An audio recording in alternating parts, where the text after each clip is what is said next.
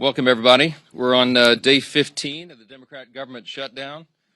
Not a good day on Capitol Hill, not a good day across America, because real Americans are feeling the pain due to the Democrats' political nonsense. And we want to specifically focus this morning on one area that's gotten a lot of attention and one segment of the population that truly deserves better treatment than the Democrats are giving them, and that is our military. Today, if it weren't for the bold leadership of President Trump helping us to protect our military, everyone needs to understand that 1.3 million active duty service members would be missing a paycheck. They'll get their check, thankfully, because President Trump has shown strong leadership. And under his direction, the Department of War has now redirected unspent funds to ensure that our troops are taken care of. And this is while Democrats are playing political games. Last night, they played some games. They stormed my office. Maybe you saw some of the video online that they themselves shared, or someone did. They berated a Capitol Police officer, screamed at him. He was just merely standing his post.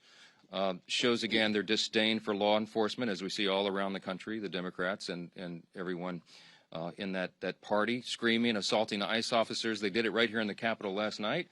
A few members of Congress went into the little foyer of my office and tore down a sign that I had up and just engaged in all sorts of political stunts and antics. They've been doing that every day now, and it shows their desperation. It also shows a very strong contrast between the party that is working for the people and trying to keep the government open and do the right thing, and the party that is engaging in all this nonsense. But they've shown by their actions and now their votes multiple times now. 9 times the Democrats have voted, counting the House and the Senate Democrats, they have voted to not pay the troops. They have voted to block their paychecks. And it's very serious stuff, and they don't seem to care at all. The problem we have right now is that in spite of President Trump's heroic efforts to make sure they get paid, that is a temporary fix because the executive branch's help is not permanent. It can't be. And if the Democrats continue to vote to keep the government closed, as they have done now so many times, then we know that U.S. troops are going to risk missing a full paycheck at the end of this month. And that means service members on deployment who've left their young families back home, relying upon these checks. It means service members who are thousands of miles away from home. It means service members trying to make their rent and those who have ailing relatives that need to be taken care of. None of those people will be paid if the Democrat obstruction continues. And it should outrage every American because it does us. Democrats in Congress, again, have voted 9 times. Here's the tally. Every single time the Republicans have voted to pay the troops, and by the way, all other federal employees, federal workers, and the Democrats have voted over and over to stop it. And the depressing irony of this, on this particular subject, among all others, is that the most pro-shutdown Democrats actually represent the most active duty service members back home, whom they have taken hostage in this insidious political game. And I want to give you a couple of examples, and this is the actual statistic of the 10 states with the largest military populations. 6 are represented each by 2 Democrats in the Senate who are withholding the paychecks. Here's the list. In California, it's home to 157,000 active duty personnel, the most in the country. Those stationed at Fort Hunter Liggett and Camp Pendleton and Edwards Air Force Base and Vandenberg Space Force Base and others will all miss a paycheck at the end of the month if Democrat obstruction continues. Now, this is worthy of note. Both California senators, Adam Schiff and Alex Padilla, are gleeful about this government shutdown. They agree with Chuck Schumer when he said very candidly just a few days ago, every day of the shutdown gets better for us. Who's the us? He's talking about Democrats. He thinks this is assisting their party and giving him political cover so he doesn't attract a Marxist challenger in his next Senate reelect. That's what this is about. So he thinks the government shutdown is allowing him to show a fight against President Trump and Republicans, and he is happy about that. And so are Adam Schiff and Alex Padilla, while service members are going without paychecks. Virginia is home to 119,000 active duty personnel. It is the second most in the country. Those stationed at Naval Station Norfolk, Quantico, and Fort AP Hill, and others will miss paychecks at the end of this month if this is not resolved. Both Virginia senators, Tim Kaine and Mark Warner, are playing political games with the paychecks of 119,000 service members. Georgia Georgia's home to 65,000 active duty personnel. It's the 6th most in the country. Those stationed at Fort Benning, Fort Stewart, Moody Air Force Base, and others will miss paychecks. And just last week, this is so aggravating to us. It's so frustrating to us. It's so wrong. We saw service members waiting hours in lines wrapped around the block at Georgia food pantries. And meanwhile, you've got both Georgia senators, John Ossoff and Raphael Warnock, have now voted 8 times against paying those heroes. In Washington, the state of Washington is home to 57,000 active duty personnel. It is the 7th most in the country. And those stationed at Fairchild Air Force Base and Naval Base Kitsap, Joint Base Lewis McChord, and others will miss paychecks. Both Washington senators, Patty Murray and Maria Cantwell, have repeatedly voted against pay for service members in the Evergreen State. Hawaii is home to 43,000 active duty personnel. It is the 8th most in the country. Those stationed at Joint Base Pearl Harbor Hickam, the Schofield Barracks, and others will miss paychecks. And both Hawaii senators, Mazie Hirono and Brian Schatz, have voted against paying soldiers stationed in Hawaii. And by the way, many of them are thousands of miles away from their families. Colorado is home to 35,000 active duty personnel, the 10th most in the country. And those stationed at Fort Carson, Buckley's Space Force Base, Peterson's Space Force Base, and others will miss paychecks. And you guessed it, both Democrat senators are from Colorado. John Hickenlooper and Michael Bennett have voted against paying those troops in their state. And I just want to mention New York. It gets honorable mention. It isn't in the top 10, but the Empire State is home to 17,000 active duty personnel, the 17th most in the country. Those stationed at Fort Drum and Fort Hamilton and others will miss paychecks. And sadly, both New York senators, Kirsten Gillibrand and the architect of the shutdown himself, Chuck Schumer, can barely hide their delight that the government is closed and troops are not being paid. I will just say this. There's something that should be remembered by everyone. Democrats say that even missed paychecks for U.S. troops won't be enough to end this shutdown. The Democrats, who we just demonstrated, represent thousands and thousands of the most heroic men and women on the earth, refuse to put their unserious partisan demands to the side and pay the troops. And here are the indisputable facts of this shutdown. Republicans want to pay the troops, and we have shown that with our actions and our votes now 9 times.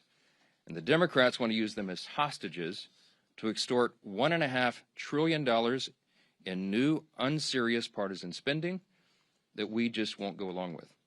We won't sell out the long-term security and future of the United States so that Chuck Schumer can prevent a primary challenge from his left wing. We will not be a part of that nonsense. And until Schumer and the left wing of his party are satisfied enough that the pain this shutdown has caused has reached a limit that they're satisfied with, then the Republicans are going to stand here every single day, and we're going to continue to deliver the simple facts directly to the American people. Now, today we brought in some of our House Republican leaders who represent many of these military districts and that are being so deeply and adversely affected by the Democrats' senseless games.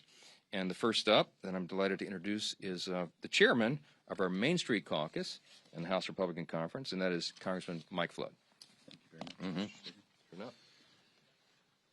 I'll tell you what, the House Republican Main Street Caucus couldn't be more proud of the leadership that we've elected to lead the House of Representatives. We stand united with this team that's remained in Washington to do God's work as we work our way through a very difficult shutdown. Speaking of Main Street, let's talk about what this means. I represent Offutt Air Force Base in Bellevue, Nebraska. We have over 10,000 airmen there. What do? We are in charge of deploying the nuclear triad. Think about that. It's very important work. And today, we have 2,300 of our civilian employees furloughed. We're holding diaper drives. The food pantry is getting stocked with more food. There's uncertainty on that base. The men and women who go to work every day to keep us safe, to provide that strategic deterrent on what could be the world's worst day, don't need this stress. We don't need this stress, especially to satisfy the political future of a New York Senate leader. This could have been avoided. He did the right thing, Mr. Schumer did in March. He's a pro. He knows political calculus. He paid a high price for it, and now people in my district are paying a high price, and it's not right. And by the way, as a country, we're better than this. We are way better than what's happening across our bases. And so to the people at Offutt Air Force Base and every military installation, the Main Street Caucus is here to say thank you for what you do. Whether you're furloughed or not, we appreciate every single one of you. Thank you again, Mr. Speaker, for having us, and thank you for inviting and including the Main Street Caucus. Well, I'm not going to introduce each of them. I'll ask them to do that themselves, but I do want to introduce you to the vice chair of the Main Street Caucus, and that is Congresswoman Laurel Lee, of the state of Florida. Thank you, Mr. Speaker, and thank you all for being here today. We are here today because the American people deserve to know the truth about why our government is shut down. The reality is simple. This shutdown was entirely preventable. It's happening because Democrats have refused to work with Republicans on our responsible, common sense funding measure. House Republicans did our work. We passed a straightforward extension of funding to keep the government open while ensuring our troops, our Border Patrol agents, and all essential services are fully supported. But at every turn, Senate Democrats have instead chosen obstruction and delay. They voted again and again to stop temporary funding that would have kept the government open. Again and again, they put partisanship ahead of the needs of the American people. And it's hardworking American families that are paying the price. In my district, we see these impacts firsthand. At MacDill Air Force Base, there are thousands of brave men and women in uniform. Many have young families in our schools and spouses who work on base and in our communities. In addition, some of our very best neighbors work as civilian technicians and managers at MacDill and keep critical services, not just for our community, but for our country operating. These are the people who will feel the strain of this shutdown and Washington's dysfunction the most.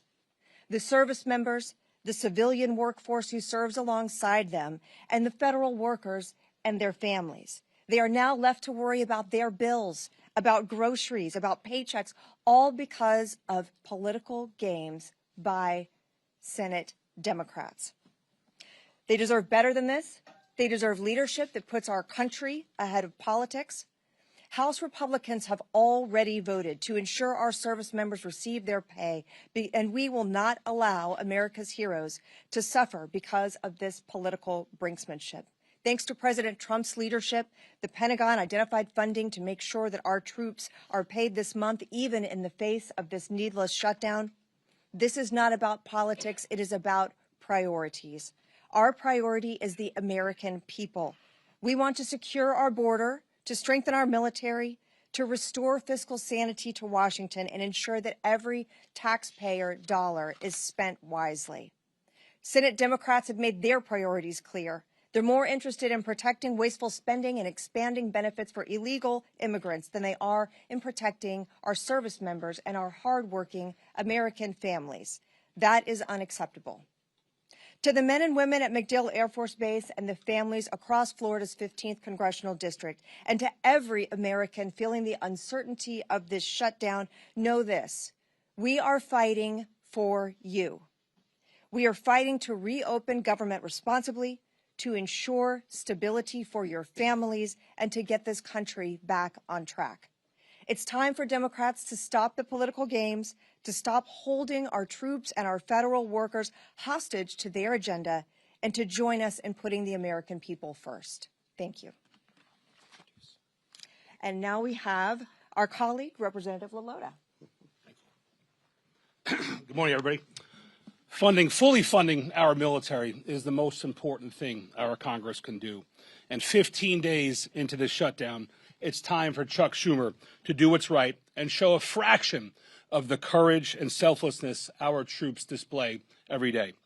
Before I came to Congress, I was a Navy man.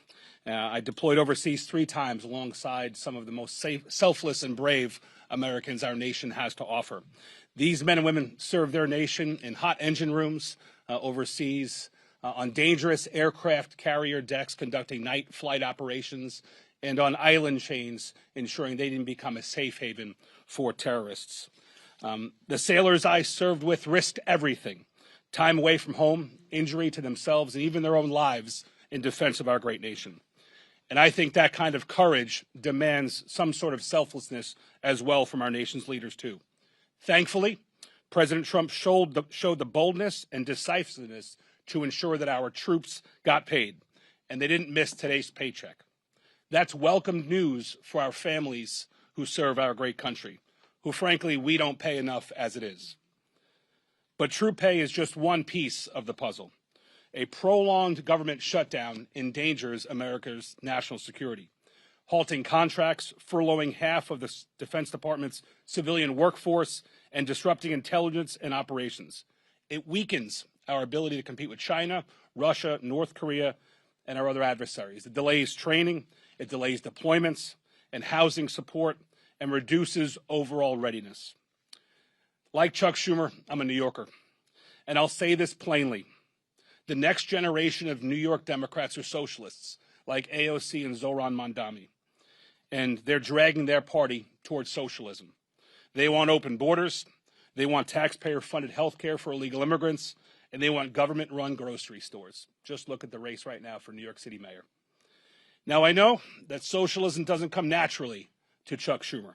It was said before that just back in March, he supported the same clean CR that we're asking him to support today.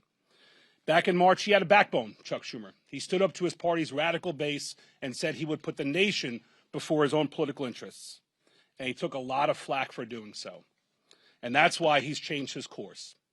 But we're here today to call on him to do better and to put the country before his own political job.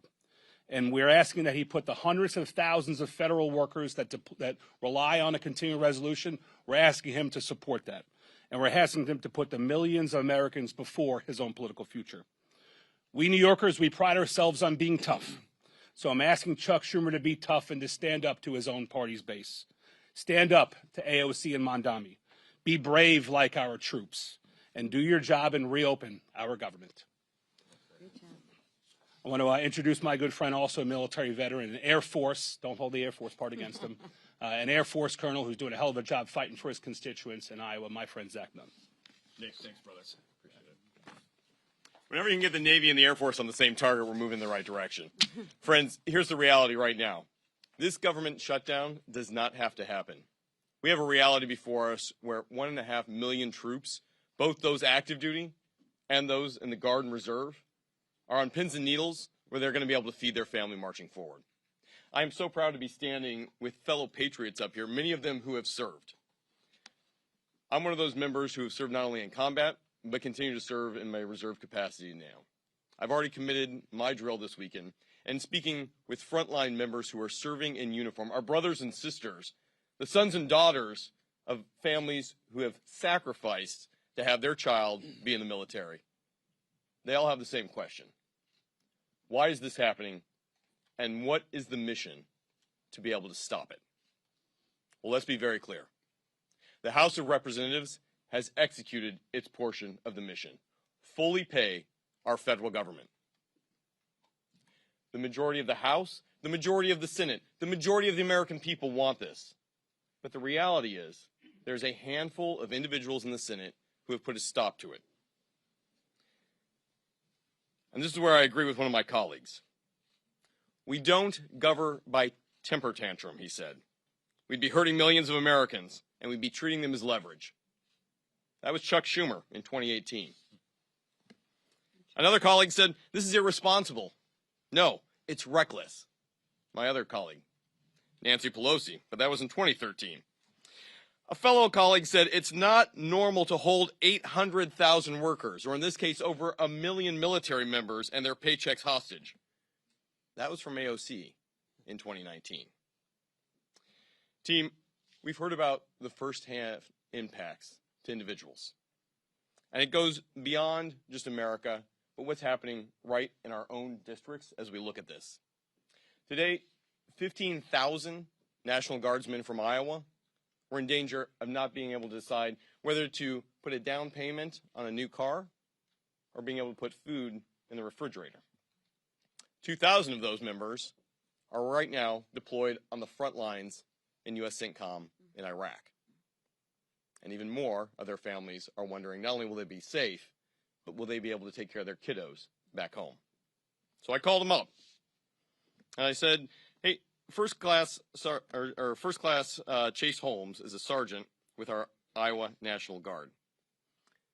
He's currently preparing operations to be able to defend the country overseas. But because of the shutdown, critical joint training between his team and NATO was canceled. We spoke with an Iowa Guardsman and chaplain for the 224th Combat Engineers Battalion, Caleb Whiting. He is leading part of the 1,800 Guardsmen currently deployed to the northern part of Iraq right now. And he told me plainly, we're working, but we don't know if we'll get paid. I'll put my life on the line, but I hope someone's there to take care of my family if my paycheck doesn't come through. These aren't theoretical.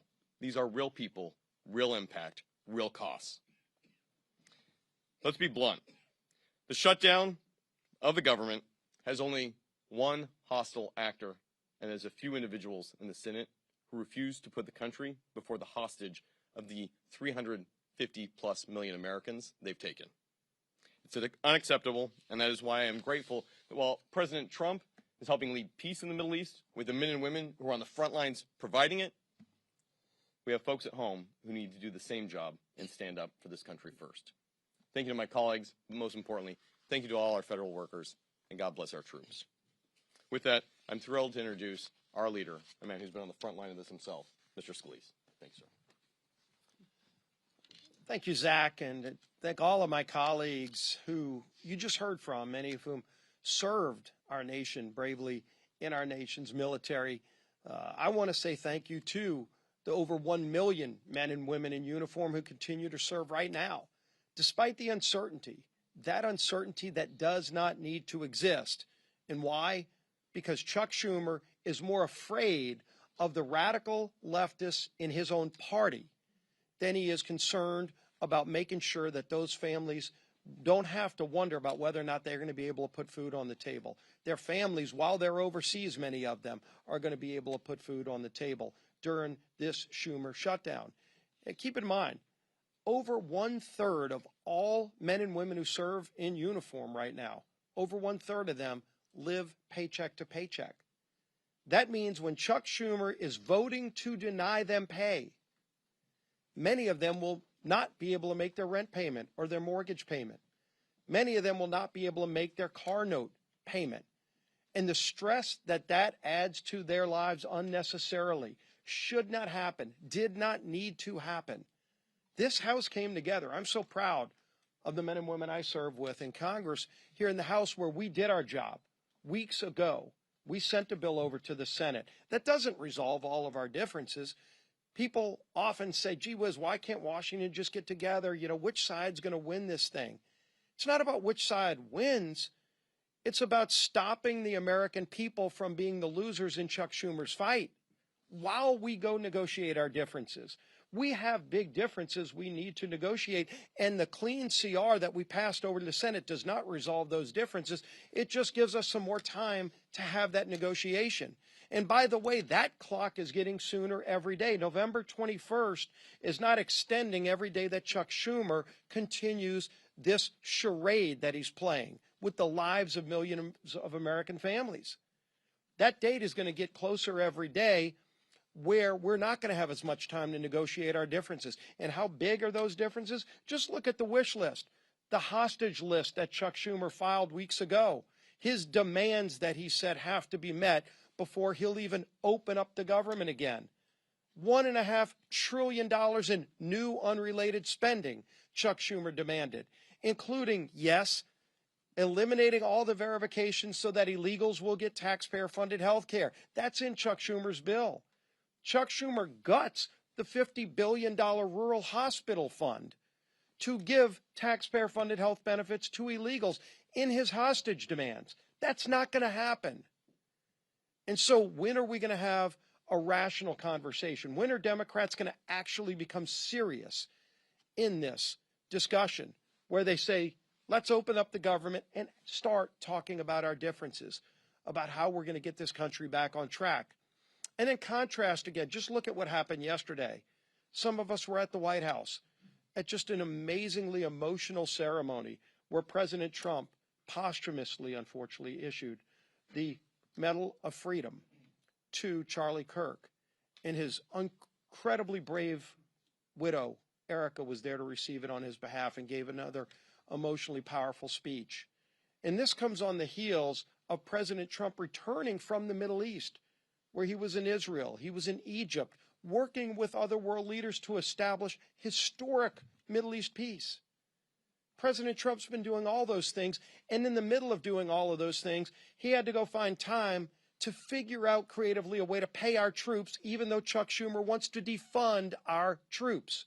Yes, the party, the Democrats, that were for and continue to be for defunding our police now want to defund our military troops by not paying them, by not opening up the government. And the votes are clear. Nobody has to wonder which side is for shutting down the government, which side is for trying to deny troops their pay. We had yet another vote, the 8th time on the Senate floor yesterday. While we were at the White House, the Senate was having that vote on whether or not to open up the government. And you saw Democrats continued, led by Chuck Schumer, to shut down the government and deny troop pay. It's embarrassing. It's not just unserious. It's having devastating consequences on millions of Americans around this country, and it doesn't need to happen. We shouldn't have to wait until the Hate America rally this weekend or whatever it is that's driving Chuck Schumer to keep this going on, this damage that's being inflicted, so that he thinks it's going good for him while it causes damage, real harm to millions of American families, including our service men and women who are so bravely risking their lives for these great freedoms that we enjoy. We're going to continue to fight for freedom. We're going to continue fighting to open this government and do our jobs. And the whip of our conference is my friend, Tom Emmer.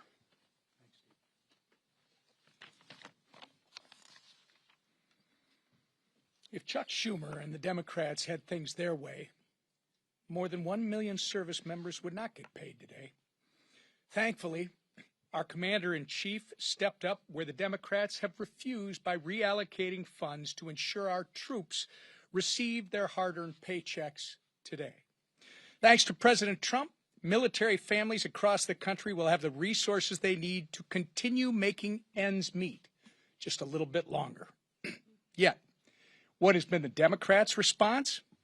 Representative Madeleine Dean told CNN yesterday, quote, "This is not the way to run a government," close quote. Making sure our troops get paid is not the way to run a government? You know what is actually not the way to run a government, Representative Dean? Holding the American people hostage over your $1.5 trillion wish list of radical demands. Clearly, the Democrat Party of today is not your grandfather's Democrat Party. They care about one thing and one thing only, appeasing the radical, pro-terrorist wing of their party. And they will inflict the maximum amount of pain on the American people to do it. But it doesn't have to be this way. Republicans have a nonpartisan government funding bill ready in the Senate. We've been talking about it now for more than 2 weeks. It can be sent to President Trump's desk immediately. We could end the Democrats' shutdown chaos today if they would do the right and reasonable thing by passing our clean CR.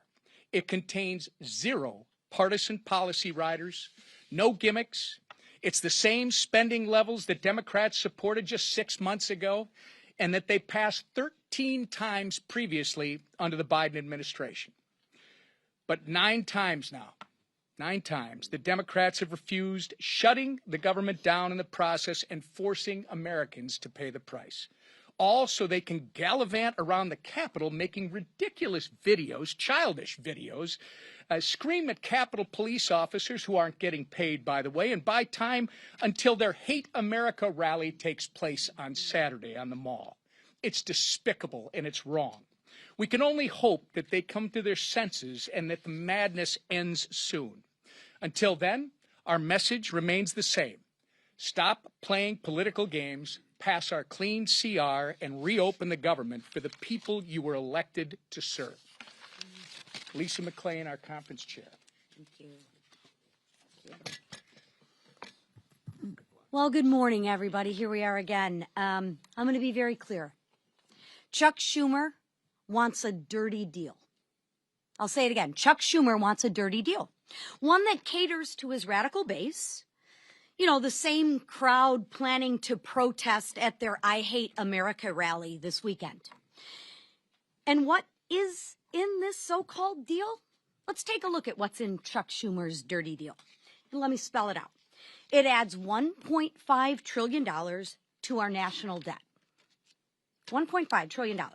It hands out health care to illegal immigrants. That's not a talking point. That's a fact. It guts the most historic investment Congress has ever made in rural health care. Again, that's a fact. And it weakens health care for hardworking Americans. Begin to see the compare and contrast? Chuck Schumer and the Democrats want to protect illegals and hurt Americans. Republicans, we actually want to do what we were elected to do, and that's take care of Americans. Yesterday, we released a new white paper on the facts, which are actually crystal clear. So we don't need to do political stunts and storm the speaker's office, and we just have the facts on our side. And notice, when you can't beat us on the facts, you have to go to emotion. And you have to go to political stunts, and that's exactly what the Democrats are doing.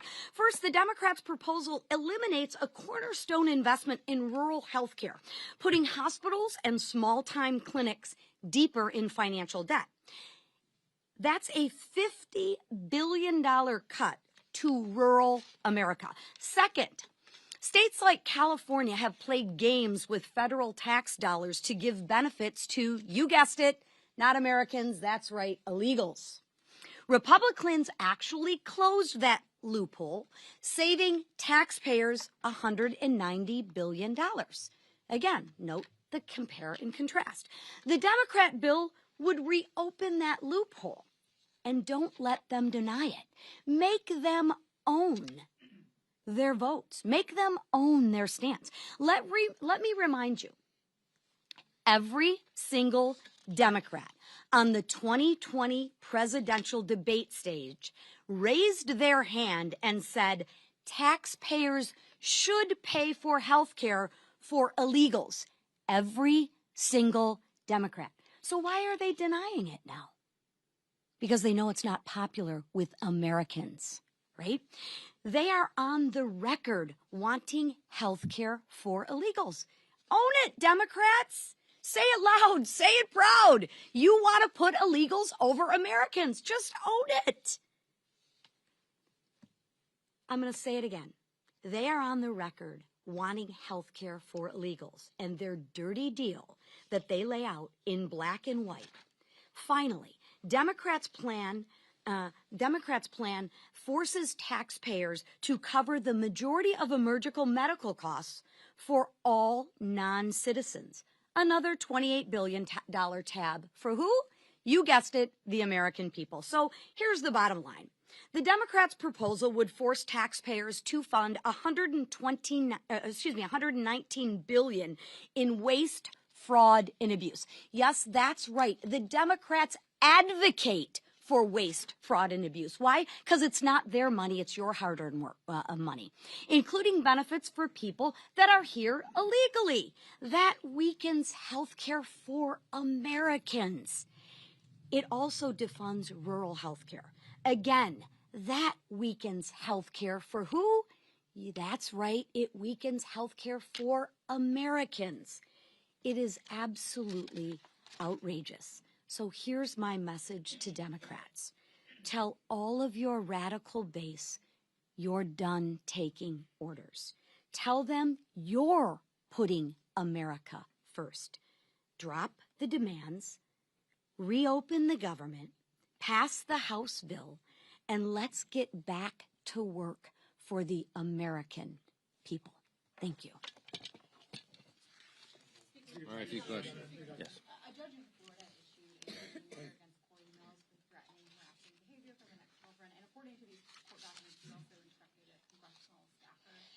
chapter after that initial temporary restraining order was out. Do you think this is an ethical violation, and do you think any disciplinary action is warranted? I have not heard or looked into any of the details of that. I've been a little busy. We have a House Ethics Committee. If it warrants that, I'm sure they'll look into that. Yeah. It's been reported for a while. Corey Mills was accused of beating a girlfriend in his D.C. apartment. He was accused of stolen valor by the people that he claimed to have saved on the battlefield that have been on the record that he did not save them. I mean, this has been happening since the beginning of the year. Are you concerned about these allegations against Corey Mills? Look, you have to ask Representative Mills about that. I mean, he's been a faithful colleague here. I know his work on the Hill. I mean, I don't know all the details of all the individual allegations and what he's doing in his outside life. You have to ask him about that. Let's talk about things that are really serious. Back row. Go ahead, Scott. Yeah. OMB put out a memo saying that they're going to batten down the hatches and ride out the shutdown. But, as you pointed out, they're going to pay the troops as well as, they said, pay law enforcement. Should law enforcement include Capitol Police who protect you, your family, Mr. Scalise, the whip, as well as the Capitol building in general? Yeah, we've always stood with Capitol Police and law enforcement, and we've shown that in word and deed. And I can tell you that I was with the president for a couple of hours in the Oval Office last night. I spoke with Russ Vought in the Rose Garden before the Charlie Kirk service. They are, what's the right word, forlorn about this. No one on the Republican side is taking any pleasure in this scenario. Yes, we're always for reducing the size and scope of the government and all of that, but this is not the way to go about it. We don't shut the government down, turn off the funding streams, and then require all these cuts like this. So what they're doing is they're having to triage federal spending, as you know, because anybody, as we've said, any person who's in the White House, regardless of party, and their director of OMB, is given this unfortunate reluctant task. They have to figure out and triage what are the most essential services personnel policies and what are not. They're going to look at that through a partisan lens, but when they look through it through that lens, I mean, we're looking at it right now as conservative Republicans, the White House, that's who serves in the White House right now. If Joe Biden or Kamala Harris or a Democrat were there, they would look at it with a totally different set of lenses. But I can tell you that when we look at that, we prioritize troops and law enforcement, absolutely. So if there is a mechanism to do that, they will find it, and they will fund it. The reason, the way they were able to get the troops paid for this paycheck, and as I said, this is not an enduring solution because we will run out of the funds, but there were some unspent funds in effectively R&D accounts in defense. They moved that over to prioritize payment of those who are putting their lives on the line today and who have families in serious situations. That money will be replaced, as has been explained by the White House, after the funding gets going again. If we can find a similar mechanism to take care of Capitol Police, of course they'll do that, but that's in a separate branch, so different determination. Yes, sir. Mr. Speaker, this is day 15 of the shutdown now, and Leader Scalise just kind of addressed this, that the 7-week bill that you guys passed before, you guys have already lost 2 weeks of that. Is there a point in the future where you decide to put either another clean continuing resolution on the floor, like in the next couple of weeks, or why not just put some of your appropriation bills that have passed out of committee on the floor during the shutdown? Our appropriators have been hard at work, even during the shutdown. They had, remember in the House, we passed all 12 separate appropriations bills through committee, 3 off the floors. There's 9 left. They've been working to put those together and prepare them for action. And whether or not they're all collected here in D.C. or they're working individually at home as a group, you know, we have lots of means of communication right now. So the appropriators are working not just among colleagues in the chamber, but chamber to chamber. So it's a bipartisan discussion that's been going on. As I mentioned several days back, I even spoke myself with Patty Murray, who's the lead on approps in the Senate, Democrat side. So that work has been going on. With regard to the timeline of the CR, it would do us no good to pass yet another CR out of the House because it will meet the same fate. Chuck Schumer and the Senate Democrats want to close the government down. They are gleeful about this. They are happy the troops are suffering all this pain, apparently, because they've just voted now 9 times collectively. Democrats in Congress have voted 9 times to block the pay of troops and Capitol Police and all the federal employees and, by extension, all the civilian contractors and everybody else. So we would just be going through an exercise in political futility to pass another CR. It is ironic that the 7 weeks on the clean CR that we passed September 19th was a date that was determined by Republicans and Democrats in the House. The appropriators determined together that that should be the length of the CR, and they stipulated together that it should be clean. The Democrats at the time said, please don't put any Republican priorities on that so that we can all do this in good faith. And we didn't. We put a clean CR, and still they voted no. Why? Because their leadership, Hakeem Jeffries and Chuck Schumer, told them they had to.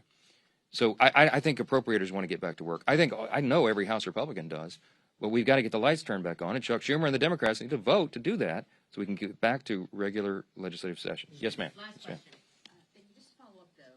So the Senate is actually trying to advance some appropriations bills. Are you saying that if your appropriators get some bills ready for the floor, you'll bring them back, bring the chamber back, even if the CR isn't passed? Leader Thune is trying to advance the defense approach bill today. We'll see how that turns out. My suspicion is the Democrats are going to play their same political games and stop that cold. I hope I'm surprised by that, but we'll see. We're on a 48-hour return notice for House Republicans and the House itself.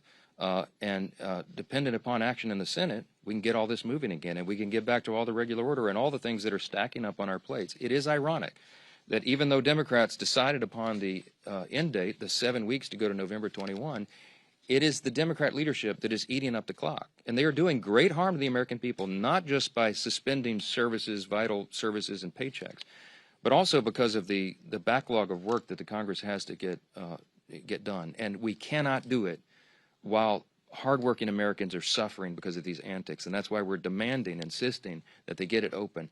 I'll leave you with this. You've heard the word contrast here a number of times today. I'm so grateful for these Main Street Caucus leaders who came in to help us articulate this contrast.